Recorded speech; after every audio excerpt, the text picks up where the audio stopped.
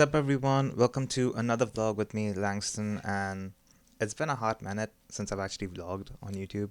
And I don't know, I just had, I guess, a creative clog or whatever you call it. But, anyways, so here I am. And in today's video, just to start off and to make sure that I kick off really well, or I decided to talk about the Apple Vision Pro, which everyone's been talking about for a couple of weeks. And I just thought about, giving my own thoughts on it and what I think about it. Is this something that I would personally use?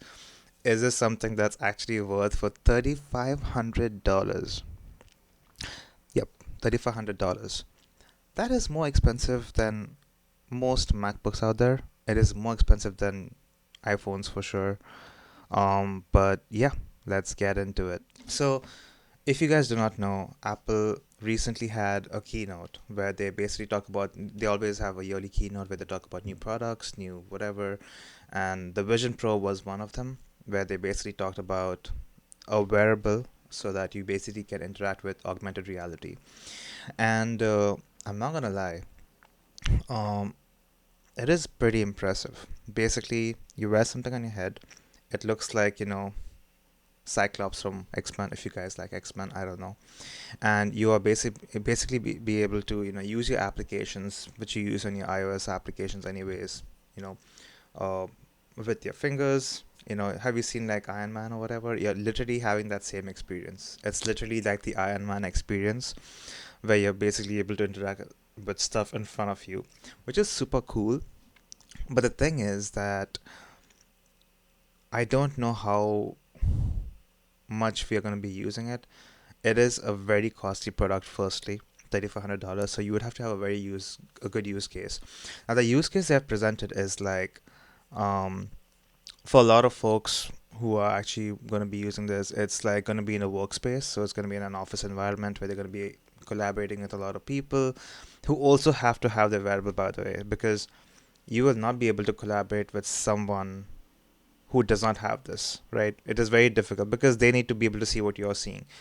Maybe in a Zoom meeting, sure, you could probably share a screen and you will be seeing something else, they'll be seeing the same thing but just on a normal screen.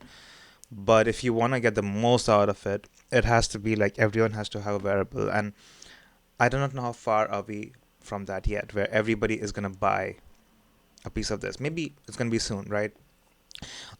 So that's a good use case, collaboration, because it just makes it a lot easier. And like, to be honest, I can't really say because I myself have not done it. So yeah. Then they talked about like movies. Now this is where I think it's pretty awesome. I'm not gonna lie, because you can basically set up a proper cinema in your house with just a wearable. You don't even need a TV in your house. If you have like a blank wall space, or even if you don't, it the device is able to actually like create this entire cinema experience for you, and you can make it as big as you want, which is pretty awesome. Which means that you can have that proper cinema experience without going to the cinema, literally. Um, which means that it's also very good for gaming. So if any gamers out there who like to have like a proper augmented reality gaming experience, which already exists, but now you have it on an Apple device, I think that's pretty solid. Um, I would use it for that if I was a gamer. Unfortunately, or fortunately, I'm not a gamer, but it's definitely a cool experience. There's also the whole thing about placing yourself in a different environment and getting like just no physical feel but like visual feel. So you could like wear the thing and you could like put yourself in Spain and you could basically walk in Spain, which I think is pretty awesome. But like again, it's not something that you do every day, right? It's more like a relaxation kind of thing. um Now, I haven't talked about like the features. I've just talked about the stuff that I would probably be using in this. Obviously, you can use it to like see applications. You can connect it to your MacBook, expand your applications, almost use it like a second screen. There's so much that you can do with this, but the thing is, right now, it is too early to talk. But I'm gonna talk about something in this video, which is probably the most important in this video. This is just the beginning of us using or getting familiar with a new device besides the phone, right? So previously, this is the phone. We've been adapted to this, and this is essentially something that won't go away anytime soon. But I think in the next 10 years or in the next decade or two, we're gonna be using a wearable uh like a Vision Pro, which you'd be using to interact with people, interact with applications, and basically making calls from it and everything. And it might be as small as these glasses, or it might be looking cooler than these glasses. But that's what I think Apple is trying to take the leap towards. Not just Apple, but even Meta. And I think that's it's pretty cool in my opinion. But it's also, I think you have to also test like how comfortable will people be with these kind of products.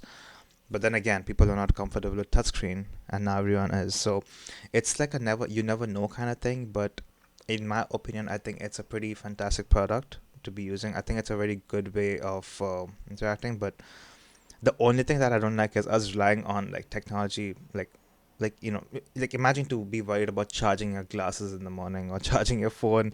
As it is, I have to charge my phone, you have to charge your watch, you have to charge your AirPods, you have to charge like a bunch of things. It's not a really big deal, but it's more like, I don't know. I'm just like mumbling some crap right now, but I think it makes sense. Anyways, guys, this was just a small vlog. My thoughts on it. I think it's a fantastic product. It's pretty overpriced, 3,400 bucks. But I also think that they put a lot of tech into it, which is why it probably costs that much because you have a lot of sensors that can track your hand movements. But you know what? You'll only know when you actually experience the headset to know if it's actually worth that price. Anyways, if you guys enjoyed this video, thank you for being here. It's my first vlog after a long time, and I'm hoping to make more videos as I keep going forward. But until then, have a good Sunday, have a good week, and before you guys go, just want to recommend something. This protein bar, Think Protein Bar, not sponsored by the way, but it's one of the best protein bars I've had out there. It has about 20 grams of protein per bar, which I think is pretty solid, especially if you're someone who's on the move, you need to get something quick. This is pretty solid, guys. I'm not gonna lie, pretty solid. Get one of these. It tastes awesome too. Now I'm actually gonna say goodbye, guys.